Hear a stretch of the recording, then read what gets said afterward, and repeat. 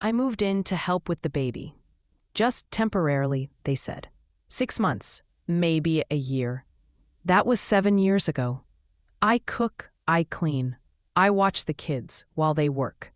And last Tuesday, my daughter-in-law stood in the kitchen.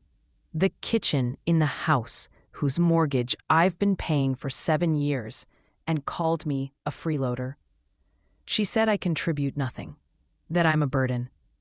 I didn't say a word. I just smiled. And the next morning, I made a phone call. That changed everything. Want to know what happened when they found out the truth? Before the story begins, subscribe and tell me where you're watching from. My name is Ruth Bennett. I'm 67 years old, and until last week, I thought I was doing the right thing. I've always been the kind of person who helps, who sacrifices, who puts family first. My mother was like that, her mother before her. It's what women in my family do. We hold everything together, quietly, without asking for credit or recognition. I married young, 20 years old. His name was Thomas Bennett. Tom. He was steady, reliable, a good man who worked construction and came home tired but never angry. We built a simple life together, not rich but comfortable. We had one child, a son. We named him Michael Thomas Bennett. He was everything to us. Smart, kind, full of energy and dreams. Tom and I poured everything we had into raising him right. We lived modestly so Michael could have what he needed. Good schools, sports equipment, college savings. When Michael was 15, Tom had a heart attack. Massive. He died before the ambulance arrived. I was 42 years old, widowed, alone except for my teenage son. The insurance money wasn't much, enough to keep the house, pay the bills, get Michael through high school. I got a job as an office manager at a dental practice. Decent pay, good benefits. I made it work. Michael graduated high school with honors. Got accepted to UC Davis. I was so proud I could barely breathe. Tom would have been so proud too. "Mom, the tuition is expensive," Michael said. "Maybe I should take a year off, work, save money." "Absolutely not," I told him. "You're going. I'll figure it out." And I did. I took out loans, worked overtime, sold Tom's truck that I'd been keeping in the garage like a shrine. Anything to make sure Michael could focus on his education without the weight of debt crushing him. He thrived at Davis, made friends, got good grades, majored in business, and in his junior year, he met her, Amber Chen. She was in his economics class, beautiful, confident, ambitious. She came from money. Her parents owned a chain of restaurants in Sacramento. Michael was smitten from day one. He brought her home for Thanksgiving his senior year. "Mom, this is Amber," he said, his face glowing. "Amber, this is my mom, Ruth." "It's so nice to meet you, Mrs. Bennett," Amber said, shaking my hand with a firm, practiced grip.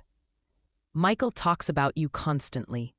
She was polite, well-mannered, but there was something in her eyes when she looked around our small house. A flicker of judgment, disappointment. I told myself I was imagining things. They got engaged 6 months after graduation. Michael got a job at a tech startup in San Jose. Amber got hired at a marketing firm. They were building their life together. The wedding was beautiful. Amber's parents paid for most of it, a lavish affair at a winery with 200 guests. I contributed what I could, $5,000 from my savings. It wasn't much compared to what her parents spent, but it was all I had. "Thank you, Mom," Michael said when I handed him the check. "You didn't have to do this." "Yes, I did. You're my son. This is your wedding." Amber thanked me too, but her smile didn't quite reach her eyes. They bought a house in San Jose, a beautiful 3-bedroom with a yard. The mortgage was steep, $4,500 a month, but they were both working, both making good money. They seemed happy. I visited occasionally, not too often. I didn't want to be the overbearing mother-in-law, But Michael would call every week, and we'd talk for hours about his job, his life, his dreams. "How's married life?" I'd ask. "Good, Mom, really good. Amber's amazing." 3 years after the wedding, Michael called with news. "Mom, Amber's pregnant." My heart soared. "Oh, Michael, that's wonderful. I'm going to be a grandmother." "I know. We're so excited. But Mom, I need to ask you something." "Anything, honey." "Amber's going to take maternity leave, but her company only offers 6 weeks paid. After that, we'll have to pay for daycare, and it's expensive. Like $2,500 a month expensive." "That's a lot." "Yeah. So we were thinking, would you consider moving in with us? Just temporarily. To help with the baby. It would save us the daycare costs, and the baby would be with family." "Move in with them?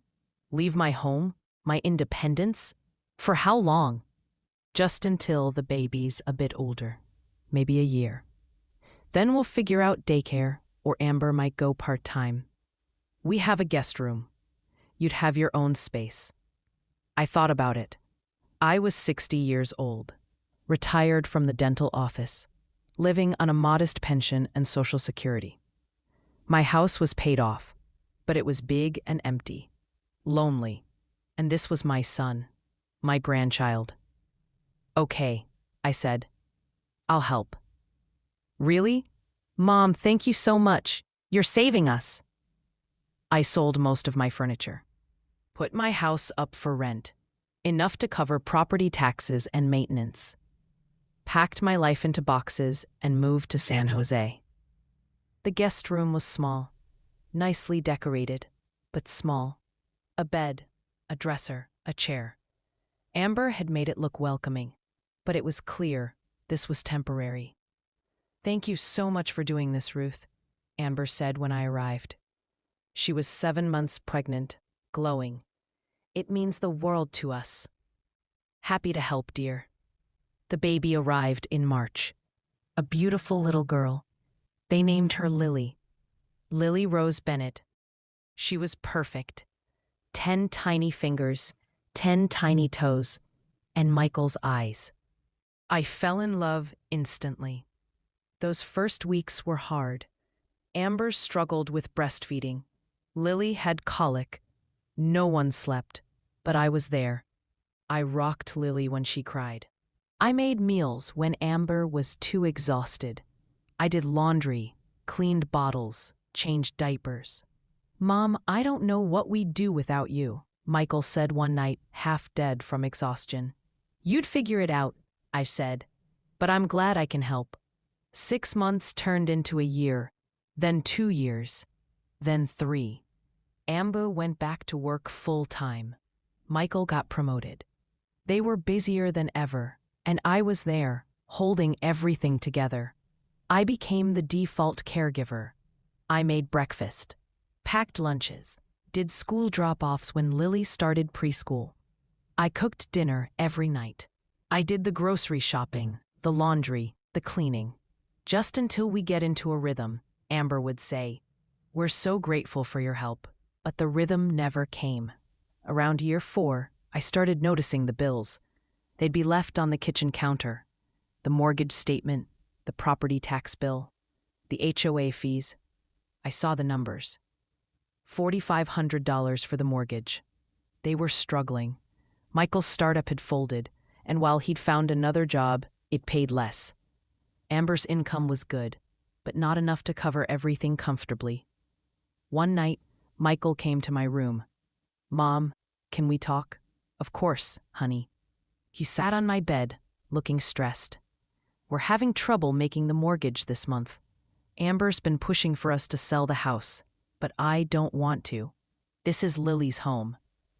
My heart ached for him. "How much do you need?" ... I shouldn't ask. "How much, Michael?" $2,000. Just to get us through. I'll pay you back next month." I had savings. Not a lot, but enough. Money I'd been setting aside for emergencies. "I'll help," I said. "Mom, no." "Yes, this is what family does." I wrote him a check for $2,000. He never paid me back. The next month, there was another shortfall. And another. By year 5, I was quietly covering a portion of their mortgage every month. Sometimes $2,000. Sometimes $3,000. Whatever gap existed between what they could pay and what was due. They never asked directly. But Michael would mention the stress, the bills, the pressure. And I'd offer to help. Just until things stabilize, he'd say. But things never stabilized. I was covering nearly half their mortgage, plus buying most of the groceries, plus paying for household supplies, plus covering Lily's activities, dance classes, swim lessons, birthday parties. I was spending close to $4,000 a month from my savings and the rental income from my house. And I was also working, not for pay, but working nonetheless. Cooking, cleaning, childcare. Full-time, unpaid labor. But I told myself it was temporary. That I was helping. That this was what grandmothers did. Then they had another baby, a boy. They named him Noah. "Mom, we're going to need your help even more now," Michael said when Amber was pregnant. 2 kids is a lot. "Grammy, play with me," Lily would say, tugging my hand. "Grammy story," Noah would demand, climbing into my lap. They were worth it, all of it. But Amber was changing. At first, she'd been grateful, appreciative. But as the years went on, she became entitled, demanding. "Ruth, dinner was cold tonight," she'd say. "Sorry, I was helping Noah with his bath." "Well, we work all day. The least you could do is have a hot meal ready." "The least I could do." Or, "Ruth, Lily's room is a mess. Can you clean it before her playdate tomorrow?" "Grammy, play with me," Lily would say, tugging my hand. "Grammy, story," Noah would demand, climbing into my lap. They were worth it. All of it. But Amber was changing. At first she'd been grateful, appreciative. But as the years went on, she became entitled, demanding. "Ruth, dinner was cold tonight," she'd say. "Sorry, I was helping Noah with his bath." "Well, we work all day. The least you could do is have a hot meal ready." "The least I could do." Or, "Ruth, Lily's room is a mess. Can you clean it before her playdate tomorrow?" Or, "Ruth, we're out of milk again. Can you go to the store and pick up my dry cleaning while you're out?" I bit my tongue, told myself she was stressed, that working full-time and raising 2 kids was hard. But it stung. Michael didn't notice. Or maybe he didn't want to notice. He was caught between his mother and his wife, and he chose the path of least resistance, saying nothing. Then, about a year ago, things got worse. Amber got promoted. Big raise. She started working longer hours, traveling for work, which meant I was with the kids even more. And the way she spoke to me changed. "Ruth, I need you to pick up Lily from dance and Noah from soccer, then get them fed and bathed before we get home at 8. Not, could you please? Not, would you mind? Just expectations. Commands. Ruth, don't let the kids have sugar after 5. I've told you this. Ruth, Lily needs help with her homework. That's your job while we're at work. Your job." As if I were the hired help. I started to feel invisible, like I wasn't Michael's mother, wasn't the grandmother who'd been there since day 1. I was just staff. But I still didn't say anything, because I loved my son. I loved my grandchildren. And where would I go? My house had been rented for 7 years. The tenants were good, reliable. But it was their home now. I couldn't just kick them out. And I'd spent so much money helping Michael and Amber. My savings were nearly depleted. I was trapped. Last month, Amber's parents came for dinner.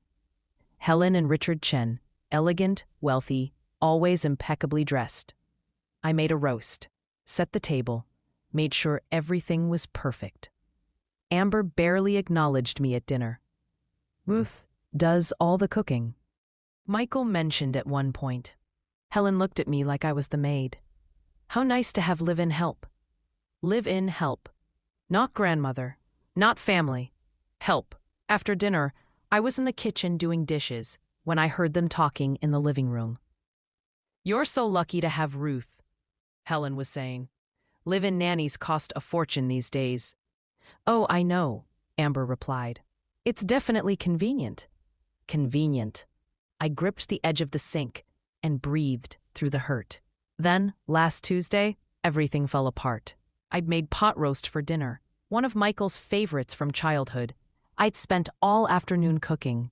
Amber came home late, stressed, in a bad mood. She took one bite and pushed her plate away. "This is too salty," she said. "I'm sorry," I said. "I can make you something else." "Don't bother. I'll just order something." She got up, went to the living room, started scrolling her phone. I felt something inside me crack. I followed her to the living room. "Amber, can we talk?" She didn't look up from her phone. "About what?" "About this, the living situation. It's been 7 years. And?" She looked up, annoyed. "And I'm tired. I'm doing everything. Cooking, cleaning, childcare. I'm not young anymore. Ruth, we both work full-time. Someone has to take care of the house and kids. Maybe you could hire help, real help, so I could." "So you could what?" "You live here rent-free. You have a free room, free food, free everything. The least you can do is contribute." I stared at her. "Rent-free?" "Yes, rent-free. Do you know how much this house costs? How much we're paying every month? And you just live here, eating our food, using our utilities, contributing nothing." My vision blurred. "Contributing nothing?" "I didn't mean it like that." "Yes, you did." My voice was shaking. "You think I'm a freeloader." She had the grace to look uncomfortable. "Ruth, that's exactly what you think. That I'm just here, taking up space, being a burden. If you'd contribute financially." "Financially?" The word exploded out of me. Michael rushed in from his office. "Mom, what's going on?" I looked at my son, my beautiful son who I'd raised alone, who I'd sacrificed everything for, and I realized he had no idea. None. "Michael," I said quietly, "do you know how much I've been paying toward your mortgage?" He blinked. "What?" "For the last 7 years. Every month, I've been covering part of your mortgage." The room went silent. Amber's face went white. "What are you talking about?" "I've been helping with the mortgage. $2,000, sometimes $3,000 a month, because you were struggling, because Michael asked for help." "Michael?" Amber turned to him. He looked stricken. "Mom was just helping out, temporarily." "For 7 years?" Amber's voice was rising. "You've been taking money from your mother for 7 years? We needed help. I thought we were managing. I thought we were making it on our own. We were struggling. So you went to your mother instead of telling me?" They started arguing. Loud, angry. I stood there invisible again, while my secret spilled out and destroyed their evening. Finally, Amber turned to me. Her face was red, her eyes blazing. "How much?" she demanded. "How much total?" I did the math in my head. 7 years, averaging $2,500 a month. About $210,000. I said quietly. Amber gasped. Actually gasped. Michael sat down heavily on the couch. "Plus groceries," I added. "And household expenses. And the kids' activities. Probably another $50,000. $250,000. I'd given them $250,000 over 7 years, while being treated like the help. "I think," I said, my voice eerily calm, "that I've contributed quite enough. Don't you?" And I walked to my room, closed the door, and called my lawyer. I didn't sleep that night. I lay in my small guest room, staring at the ceiling, listening to Michael and Amber argue in muffled voices down the hall. At 6 a.m., I got up, made coffee, and called my lawyer. His name was Gerald Patterson. He'd handled Tom's estate when he died, helped me with my will, dealt with setting up the rental agreement on my house. He was trustworthy. Ruth? He sounded surprised. Everything okay? I need to know my options, I said. Options for what? I told him everything. The 7 years, the money, the situation. He was quiet for a long moment. Ruth, you've been financially supporting them this entire time? Yes. And they're on the deed to the house? Yes. They bought it, but I's been paying a significant portion. Do you have documentation? Bank transfers, checks, anything showing the payments? All of it. I kept records of everything. Good. That's very good. He paused. What do you want to do? I want to stop paying, and I want to move out. Where will you go? My house. I'll give the tenants notice. They're good people. They'll understand. And what about the money you've already given them? I thought about that.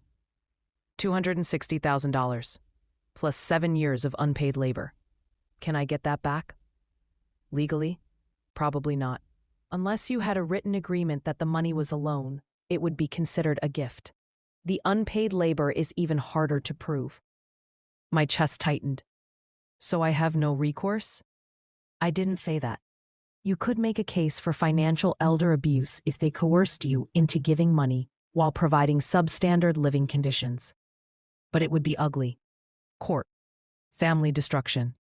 Is that what you want? No, they said immediately. I don't want to destroy my son. I just want out. Then here's what I suggest. Stop all financial contributions immediately. Give your tenants proper notice. And remove yourself from this situation as quickly as possible. What if they fight me on leaving? It's not their house exclusively if you've been paying the mortgage. You might have a claim to partial ownership. That thought hadn't occurred to me. Really? It's complicated. But yes, potentially. Especially if you can prove you were coerced or manipulated into making payments. But again, that's a legal battle. I don't want a battle. I just want peace. And leave quietly. Stop paying. Let them figure it out. After I hung up, I sat at the kitchen table and made a plan. Michael came down first. He looked terrible. No sleep. Eyes red. Mom, he started. I held up my hand. Let me talk first. He sat down across from me. I'm moving out, I said. Mom, I'm giving my tenants 60 days notice. Then I'm going back to my house. You can't just leave. Yes, I can. I've been here 7 years. That was never the plan. But the kids will be fine. You'll hire a nanny, use daycare, figure it out like every other working parent. His face crumpled. Mom, I'm sorry. I didn't realize Amber was treating you like that. You didn't want to realize. It was easier to let me handle everything. That's not fair, isn't it? When was the last time you asked how I was doing? If I was okay? If I needed anything? He looked down. I thought you were happy helping. I was happy being with my grandchildren. I was not happy being treated like unpaid staff. Amber appeared in the doorway. She looked as bad as Michael. Ruth, we need to talk. I think we've said enough. No, we haven't. She sat down. I owe you an apology. I waited. I didn't know about the money. Michael never told me. I find that hard to believe. How did you think you were making your mortgage every month? She flushed. I thought Michael's salary was enough. He handled the finances. I just knew we were staying afloat. Barely, because I was bailing you out. I know, and I'm sorry. I'm sorry for taking advantage, for treating you like you weren't family. You called me a freeloader. She flinched. I was stressed. I said something horrible. But Ruth, you have to understand. I work 60-hour weeks. I'm exhausted. I come home, and there's still so much to do. And you're just here. I resented you for it. Resented me? Yes, because you got to be with my kids all day. You got to do the bedtime stories and the snuggles and the fun parts. While I was stuck in meetings and on conference calls, missing everything. I stared at her. You resented me for raising your children while you worked? Yes, No, I don't know. It's complicated. It's really not. You wanted the career and the perfect house and the lifestyle. But someone had to sacrifice to make that possible. That someone was me. I know.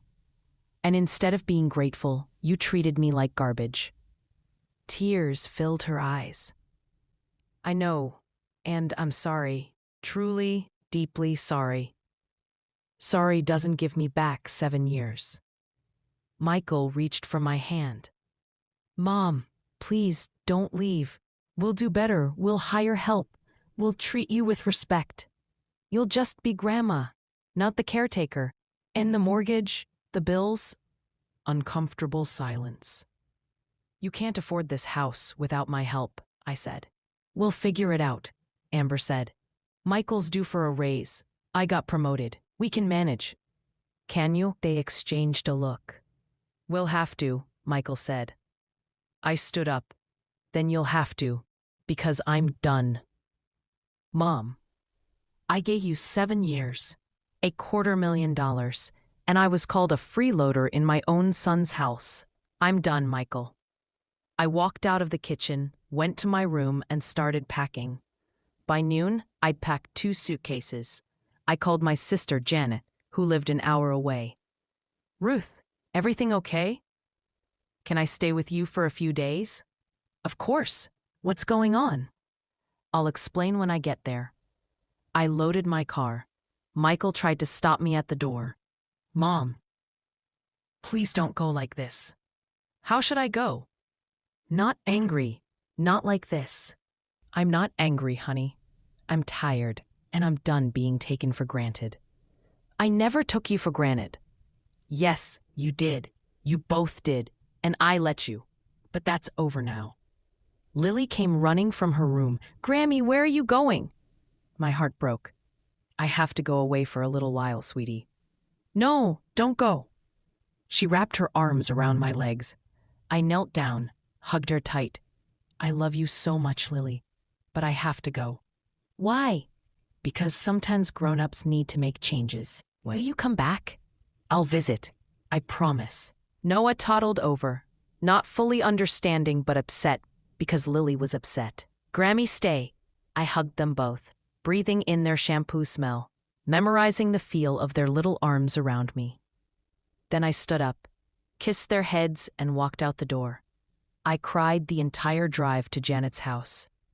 My sister took one look at me and pulled me into a hug. What happened? I told her everything. She listened, her face getting more and more angry. That ungrateful little Janet. No, Ruth, they used you. Financially and emotionally, for years. I know. Are you going to sue them? Get your money back? No. Why not? Because he's my son. And as angry as I am, I don't want to destroy him. So you're just going to let them get away with it. I'm going to let them figure out their life without me. That's punishment enough. And it was. Over the next week, Michael called constantly. I didn't answer most of the calls, but I listened to his voicemails. Mom, Amber and I have been talking. We want to make this right. Mom, the kids miss you. Noah keeps asking for a Rami. Mom, please call me back. We need to discuss this like adults. Amber texted too.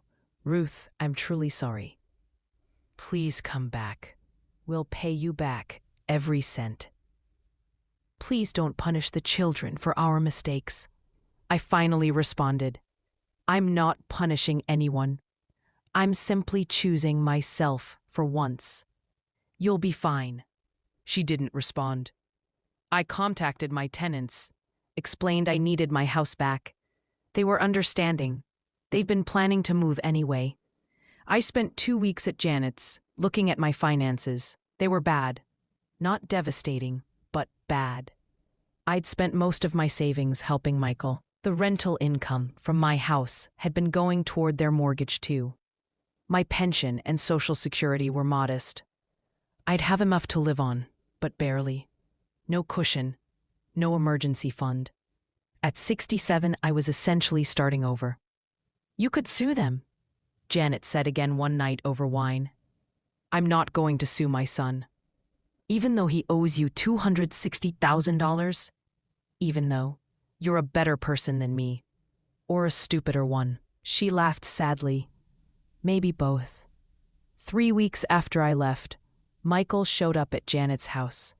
I saw his car pull up and felt my stomach drop. Want me to tell him to leave? Janet asked. No, I'll talk to him.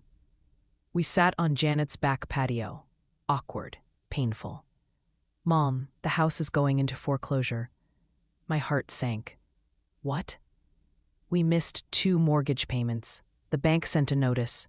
We're going to lose the house. Michael, we can't afford it without your help. I thought we could. But we can't. Amber's salary isn't enough. My salary isn't enough. We're drowning. Of course. They're my grandchildren. I love them. But not us.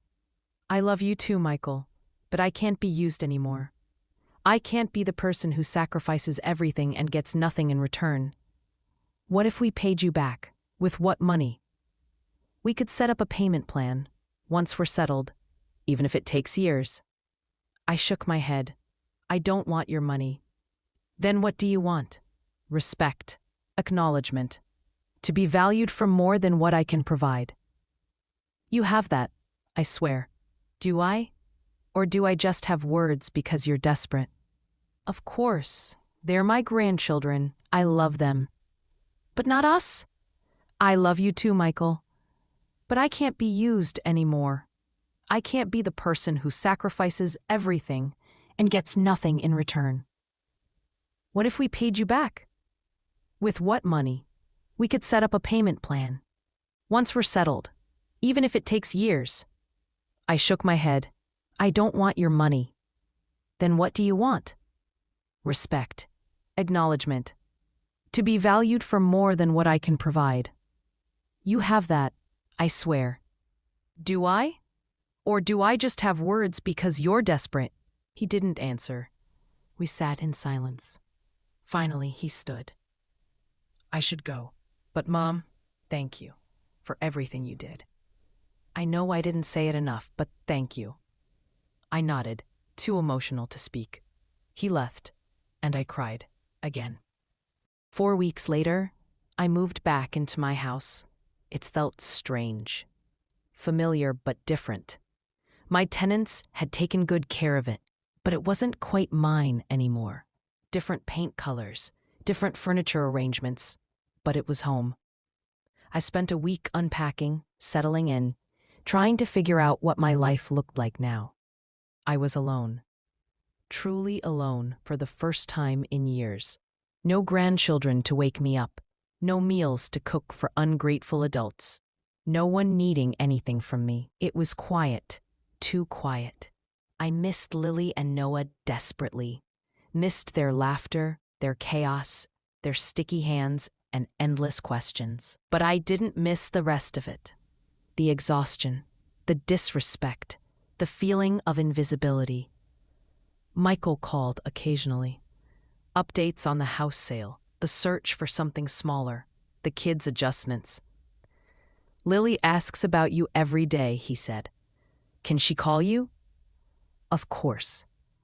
Lily's little voice on the phone broke my heart. Granny, when are you coming home? I am home, sweetie, but you can come visit me anytime. Promise? Promise. 2 months after I moved out, Michael and Amber sold their house. They bought a modest 3-bedroom in a less expensive neighborhood, smaller, older, but affordable on their actual income. It's an adjustment, Michael admitted, but it's honest. We're living within our means for the first time in years. I'm proud of you. Are you? Or are you still angry? Both. He laughed sadly. Fair. Amber called me one day. Unexpected. Ruth, can we talk? I'm listening. I'm in therapy. Oh? Yeah.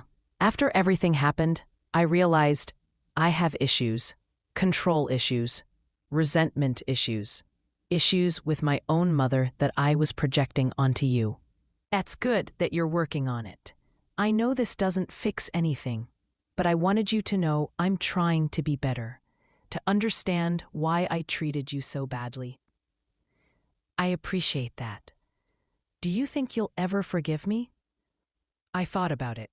Really thought. I don't know, I said honestly. Maybe, someday. But not yet. I understand. Thank you for being honest. We hung up.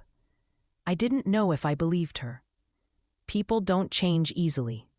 But at least she was trying. 3 months after I moved out, Michael brought the kids to visit. They burst through my door like tiny hurricanes. Grammy, we missed you. I caught them in a hug, breathing them in, feeling whole for the first time in months.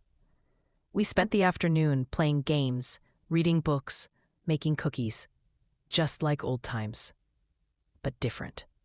Because at 5 p.m., Michael gathered them up. Time to go, guys. Already? Lily pouted. Already. Grammy needs her rest. They hugged me goodbye, drove away, and I was alone again. But it felt okay. Manageable. I had my life back. My space. My autonomy. A week later, I got a letter in the mail. From Michael and Amber. I stared at that check for a long time. $5,000 out of $260,000. It would take them decades to pay me back at this rate. And honestly, I didn't care about the money anymore. I cared about the acknowledgement, the effort, the fact that they were trying.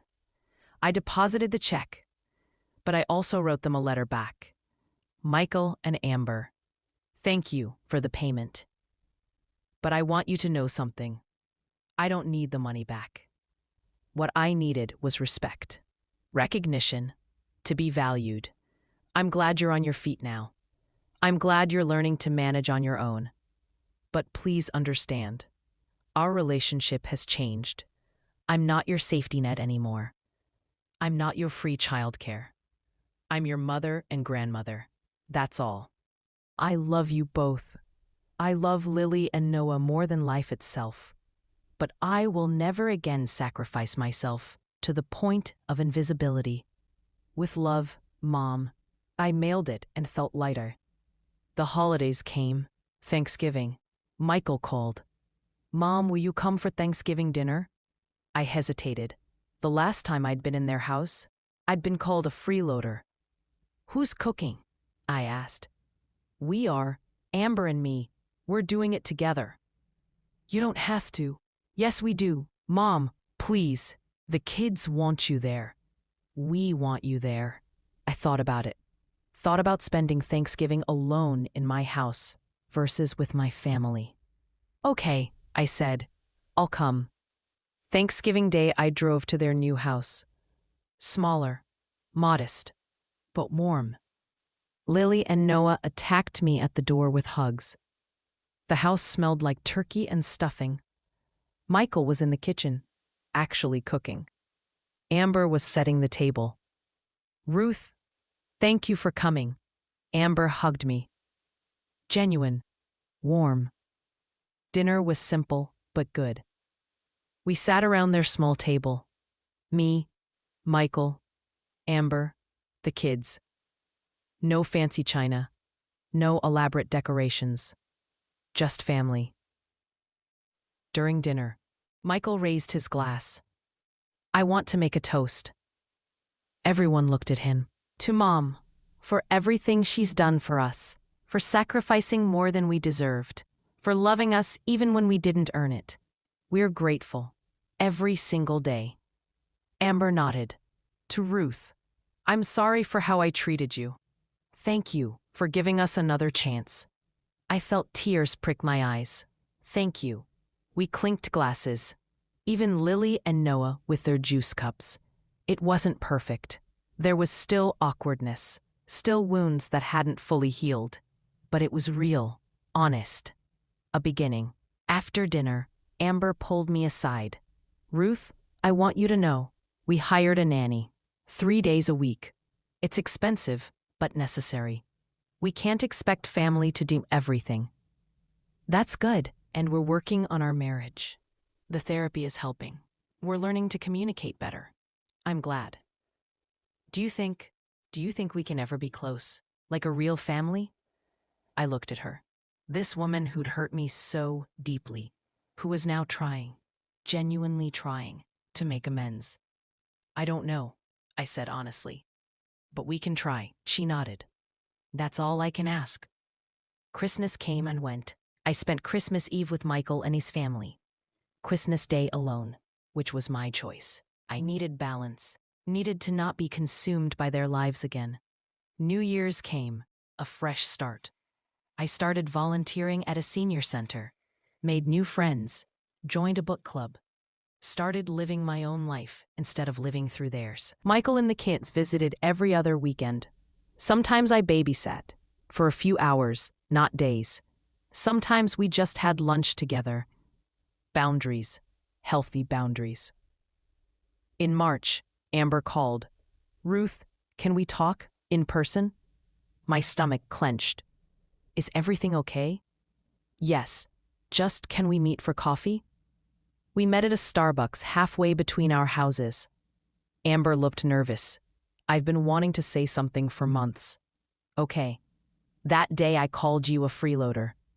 It was the worst thing I've ever said to anyone, and I've replayed it in my head 1,000 times. If I could take it back, but you can't. No, I can't. But Ruth, I want you to know, I see you now. I see everything you did, everything you sacrificed, and I'm ashamed of how blind I was. Why are you telling me this? Because I need you to know, it's not just guilt talking, it's genuine recognition. You held our family together for 7 years. You raised my children when I was too busy building my career to do it myself. And instead of thanking you, I resented you. Yes, you did. I'm sorry, truly, deeply, painfully sorry. I looked at this woman, saw the sincerity in her eyes, the regret. I forgive you, I said. She started crying. Really? Really. It doesn't mean I forget, but I forgive you. Thank you. God, thank you. We sat there, 2 women who'd hurt each other, trying to find a way forward. Can I ask you something? Amber said. Sure. Why did you do it? Give us so much money, stay so long, take so much disrespect. Why? Because Michael is my son. And I thought that's what love looked like. Sacrifice without limit. But it's not. No, it's not. Love should be reciprocal, respectful, equal. I'm learning that. She wiped her eyes. In therapy. That love without boundaries isn't healthy. No. It's not. We finished our coffee. Hugged goodbye. Not friends, not yet. But something better than enemies. That was 6 months ago. Today, I'm 68 years old. Living in my paid-off house. Managing on my pension and Social Security. It's tight, but I'm making it work.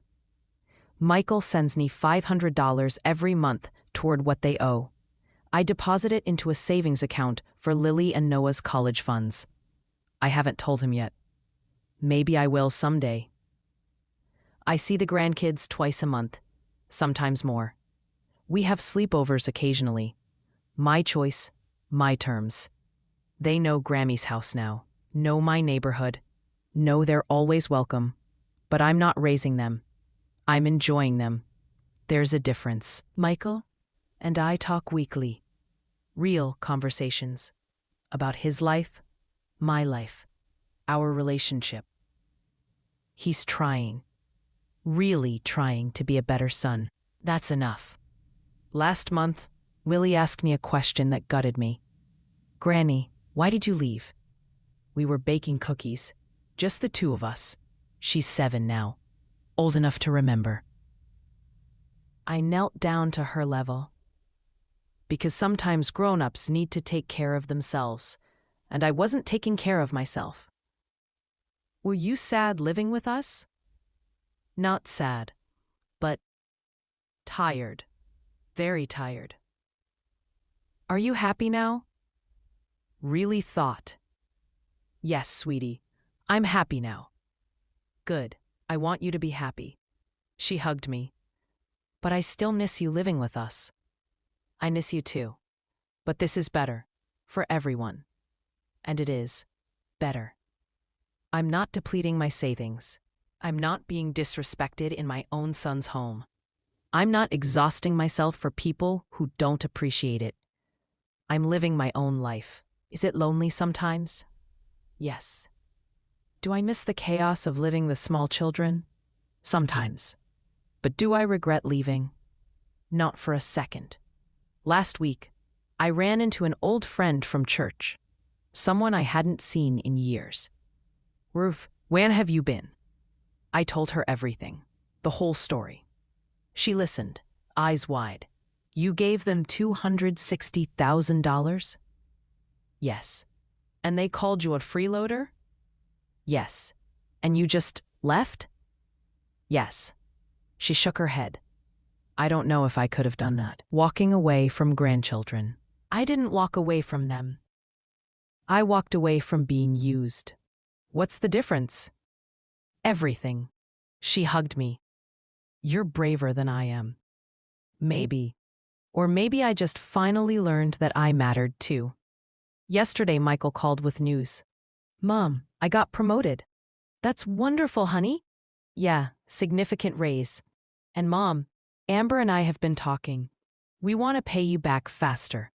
We're going to double the monthly payments. $1,000 a month. Michael, you don't have to. Yes, we do. We owe you so much more than money, but this is a start. I felt tears well up. Thank you. Thank you, Mom, for not giving up on us. After we hung up, I sat in my quiet house and thought about everything that had happened. The betrayal, the hurt, the anger, the healing. And I realized something. I'd spent my whole life being what other people needed. A wife, a mother, a helper, a martyr. But I'd never just been Ruth. Now I am Ruth. 68 years old. Independent, strong, scarred but healing. I have my grandchildren in my life on my terms. I have my son learning, finally, to value me. I have my daughter-in-law trying, genuinely trying to make amends. And I have myself. Finally, after all these years, I have myself. Is my family perfect? No. Is my relationship with Michael fully healed? Not yet. Will Amber and I ever be close? Probably not. But are we better than we were? Yes. And that's enough. Because I finally learned the hardest lesson of all. You can love someone completely and still set boundaries. You can sacrifice for family without sacrificing yourself. You can be a mother and a grandmother and still be your own person. And when someone calls you a freeloader in the house you've been paying for, you can smile, walk away, and choose yourself, because you matter too. This morning, Lily sent me a drawing. She drew our family. All of us. Me, Michael, Amber, her, Noah. But in the drawing, I'm standing slightly apart. Not excluded, just separate, independent. And underneath, in her careful 7-year-old handwriting, Grammy is strong. I put that drawing on my fridge because she's right. I am strong, and I'm done apologizing for it. So here's what I want to know. If you'd given $250,000 to your child and been called a freeloader, what would you have done? Would you have stayed and demanded respect? Would you have left sooner? Or would you have done exactly what I did? Tell me in the comments. I need to know I'm not alone in this.